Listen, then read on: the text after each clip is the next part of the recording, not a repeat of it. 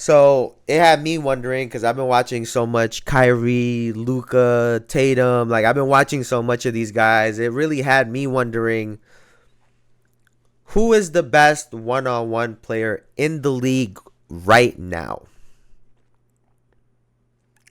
Now you got seven, Boston and seven. All right, let's lock it in. I got Boston and six. You got Boston and seven. Let's lock it in. Let's see what happens, man. Let's see what happens. I will also be I'll be live streaming the game. So Boston, you guess you gotta have some more confidence than that. I'm just rolling win or lose. At least I have no emotional attachment to it like it's the Knicks. Cause God, I would be a mess. I'd be an emotional wreck if I had to go through this shit. And it was my Knicks. Um, Now for one-on-one players. Now, like I think someone like Kyrie is on the top of this list, right? If we're doing because this we'd have to put rules, right? This would have to be, I would say, three spots, three dribbles. That's how I'd play it, just to see, we see some creativity from guys. Three spots, best of three spots, three dribbles. Um, so if we were to do that, God, I wish we could watch this shit. So we could watch some of this with USA coming up. So that's also what got me thinking about it. That's why it's so unfortunate that Kyrie and shit won't be there. But obviously you have, I'll get the little guards out the way. I'll get, you got Kyrie Irving, Devin Booker, a Damian Lillard. Who else is a really good ISO player as a guard? I guess you could throw Jamal Murray's also real solid in isolation. Um, Donovan Mitchell is real good in ISOs. Shea is a bigger guard, but Shea, obviously, Luca, obviously. And then we start getting to like bigger guards. I guess he's still a he's still a two guard, but Anthony Edwards, Kevin Durant, Paul George, Kawhi Leonard. Um, yeah. So for me, the big key in like talking about one on ones is they have to be able to play not just offense, but also they got to play some defense. So one-on-one players, they got to play some defense. That's why I think like Kyrie probably gets far, but when he runs into a player like fucking, like if he runs into a Luca, what do you think will happen? I mean, he can't guard Luca, but Luca can't guard him either. Actually, so if he runs into like a Paul George or like a Kawhi, for me, Kevin Durant is like at the top of this list still. And the only thing for me that like knocks him down a little bit is because he's getting older. But if we get to start just face to face, one on one, three dribbles max, like I'm pretty sure.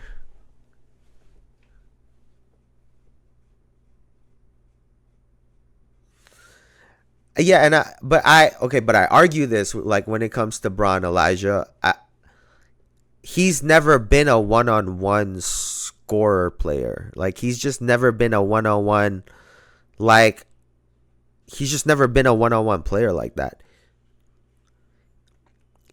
He's scored out, like he used to do this all the time. Especially he does it less now, but I don't know if you remember, but he would be at the 3-point line and he would back up. He would take like two dribbles back so he could get a head start running at you, because off of his just dribble moves alone, it just that wasn't where his strength was. It's not that he wasn't good at it. It just wasn't his strength the way Like Luka, Kyrie, and KD, they could score without even dribbling the fucking ball.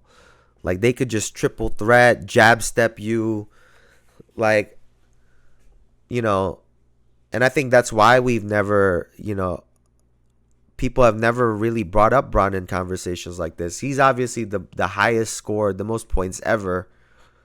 Um, and I think that makes it even more impressive, honestly, that he did that in his. He's not even a scorer.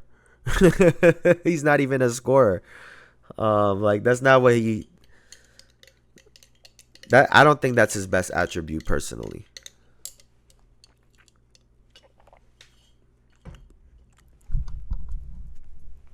And he's great. And I've had to debate a lot of people over the years, and people think I'm hating. It's like, no, this is just basketball. Like when I say someone is a better one-on-one player than him, that don't mean they're a better player than him. Like this, like, like it's not even close. Um, could he do well in a one-on-one? Yeah, I think he could do well, but I'm sure it'll be a lot of posting up. It'll just be a lot of muscling motherfuckers and just stiff arming them, layup. He'll do his little hand look, the ball look, right? The hand look. So yeah, he could do well in it, but when it comes to and this is another thing too. I've always said this about LeBron. On defense, he's always been a better help defender than he is a one-on-one defender. I've always felt like that because he's able to, and it lends to his strength if you think about it, right? When he's on the weak side, he's able to watch what's going on with the offense while he's on defense, and he can predict what's happening.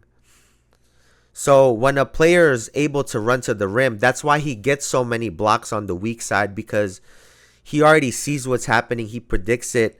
He's so fast. Like I said, when you give him a running start, that's why he comes out of nowhere and does shit like that.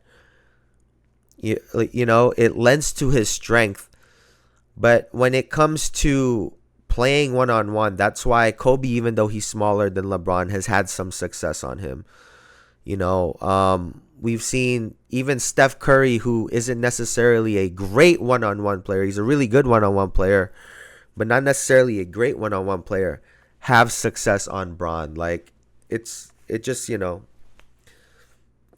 it is what it is. But if I had to give it to someone, oh yes, yes, yes. Oh my God, I can't believe I can't leave him off the list. Jalen Brunson.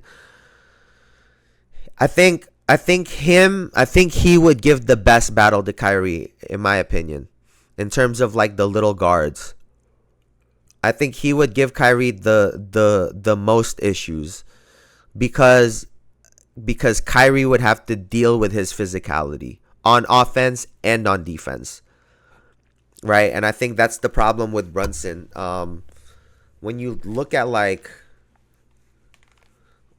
I think he could even score on like an Anthony Edwards a couple times.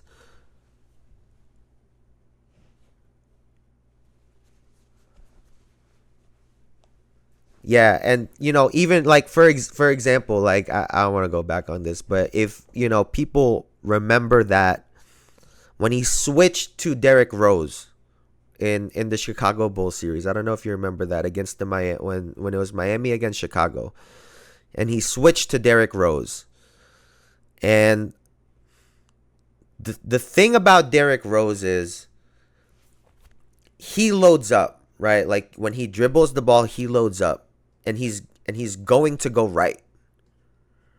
Right? If Derrick Rose dribbled left, he was gonna pull up or he was gonna step back and shoot. But Derrick Rose was going to go right. So their game plan was really easy. It's just that they needed someone with size and speed like LeBron, because what you had to do with Derrick Rose at that point was give him space, right? So now the issue is when players at that time give him space and he's gotten going, he was able to hit his jump shot. But when you have someone like LeBron on you, that jumper that would have been open with the same amount of space with a point guard, LeBron's able to cover that. So it took away his jumper. And now he's going right. LeBron is backed up a little bit, and he could try to just meet you at a spot instead of having this to race you. And that's what people don't understand about. It's not that he did a great job on him on defense, but it was a great game plan surrounding that, right? Like, it just he's a really great defender. Don't get me wrong, but on ball, like one-on-one defense, it was just never his thing. That's why Melo always, and I watch all those matchups, Melo used to always get off on Braun. That's how I know. Like, when it comes to this one-on-one, you're on an island and someone can pivot you to death. Yeah. It was over. So for me, man, I can't believe I forgot Brunson, bro. I'm real disappointed in myself. I would say Kyrie would beat him just off of how great Kyrie has been for how great he's been for his career. And I don't think Kyrie has ever gotten enough credit for being a good defender. I always thought he's been a good, solid defender overall. But yeah, I would have to give that to KD. It would end up being like, if it was like a bracket, depending on who plays who, at the end of it, you'd probably get like I would say a Kevin Durant versus a Anthony Edwards, or like a Kevin Durant versus a healthy Kawhi Leonard.